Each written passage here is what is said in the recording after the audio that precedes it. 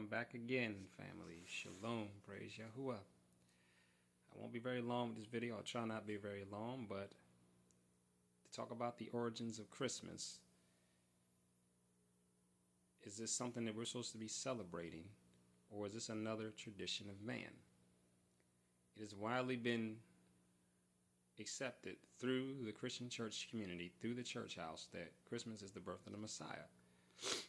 But what does it tell us about Christmas? So what needs to happen is that we need to limit our ear for a few minutes, so that way you can get the origin of these things.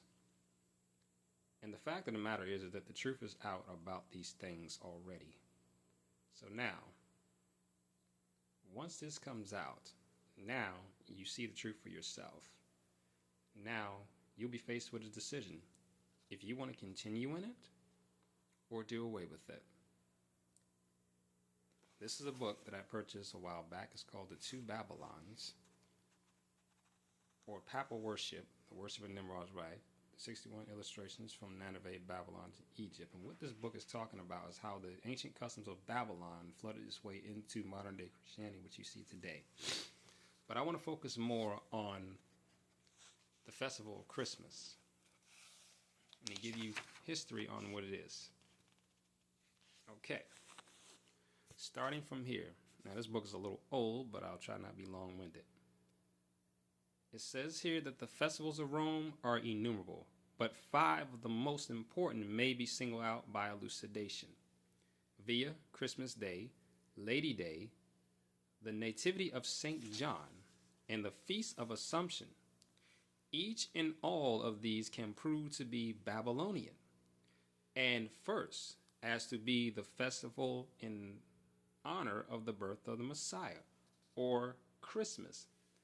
How comes it that the festival was connected with the 25th of December? There is not a word in the scriptures, which means there is not a word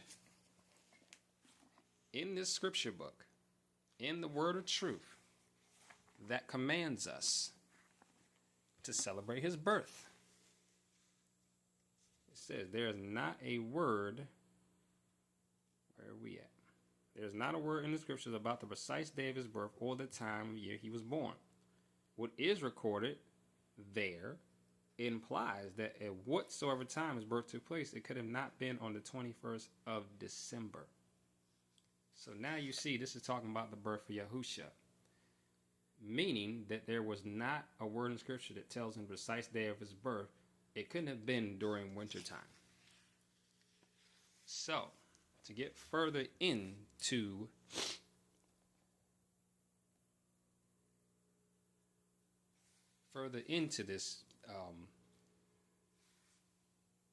this festival, which is man-made. So starting from here, start from page 93. I'm going to start reading here. How then did the Roman Church fix on the December the 25th as Christmas Day? This is coming from the words of Alexander Hislop himself, telling you why. So why thus, long before the 4th century and long before the Christian era itself, a festival was celebrated among the heathen at the precise time of the year in honor of the birth of the son of the Babylonian Queen of Heaven? It may fairly be presumed that in order to consolate the heathen and to swell the number of the nominal adherents of Christianity, the same festival was adopted by the Roman Church, giving it only the name of Christ. This tendency on the part of Christians to meet paganism halfway was very early developed. And we find Tertullian, even in his day, about the year 230, bitterly lamenting the inconsistency of the disciples of Messiah, meaning that these were the true followers of Messiah, which were in contrast, which were against this pagan custom. This respect, in contrasting with the strict fidelity of the pagans to their own superstition. By us, says he, who are the strangers to the Sabbaths, the new moons, festivals, one acceptable to the Most High, the Saturnalia, the Feast of January, Brahmalia, the Matronalia, are now frequented. Now pay attention to this next line.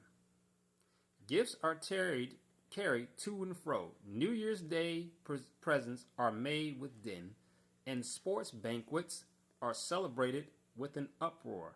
How much more faithful are the heathen to their religion? We take special care to adopt no solemnity from the Christians. Upright men strove to stem the tide. In spite of all their efforts, the apostasy went on till the church, with the exception a small remnant, was emerged under pagan superstition. That Christmas was originally a pagan festival is beyond doubt. The time of year and the ceremonies with which it is still celebrated proves its origin. In Egypt, the son of Isis, the Egyptian title for the Queen of Heaven, was born at the very time about the time of the winter solstice. Was born at this very time about the time of winter solstice, the very name by which Christmas is popularly known among themselves. Yule Day proves at once its pagan and Babylonian origin. Yule Day, Yule is the Chaldee name for an infant or little child. And as 25th of December was called by our pagan Anglo-Saxon ancestors Yule Day or Child's Day. So as you can see, you see that Christmas traces its origin all the way back long before Christianity was even relevant. So this just proves that this is a day of paganism. This is satanic worship on a very high level. So, in Deuteronomy chapter 12,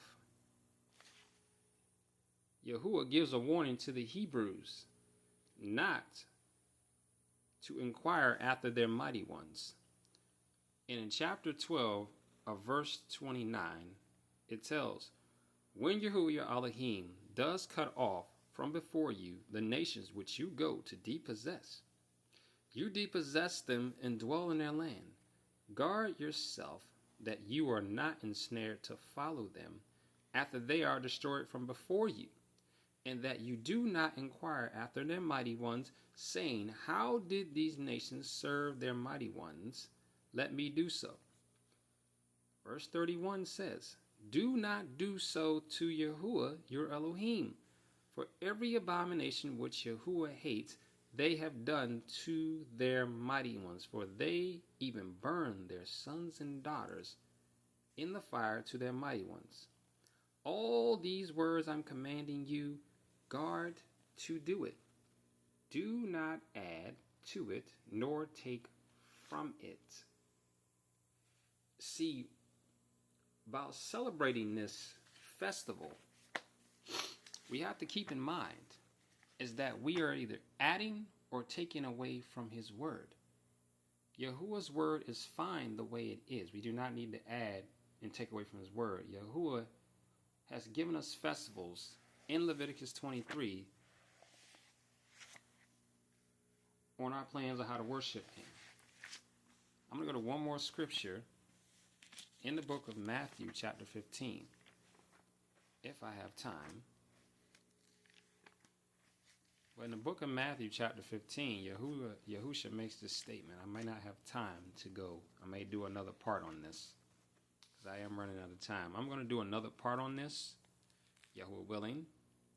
But peace, Baruch, and shalom, family.